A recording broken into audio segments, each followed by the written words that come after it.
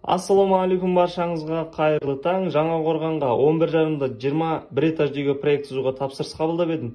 Көріп, бағалап, тамашалап жіберіңіздер, өз ойларыңызды комментарияға жазып отырыңыздар.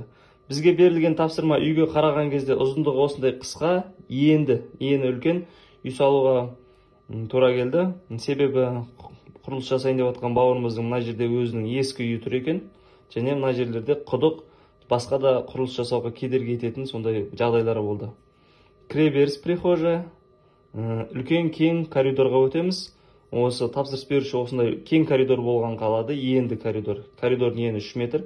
Солға қарай бірінші есік, үйдің сол жақ төменгі бұрышында кухня орналасқан. Өзінің кішігірім кладоваясымен, және мына жерде топка болады, котельная, оның есігі сыртынан болады. Үйдің сол жақ жоғарғы бұрышында зал, кухня мен зал бірін-біріне жақын орналасқан. Оңға қарай бұрыламыз коридорға. Оң жақ бірінші есік, санузел, дәретхана. Егер дәретхана бос емес болған жағдайда қонақтарға мына жерде мойка болады, қол жууға арналған.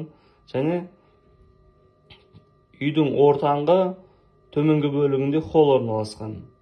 Үйдің сол жақ бұрышы спальнялар, 1, 2, 3 спальни. Мына жақта осы спальняларға арналған ванна, санузел және гардероб бар.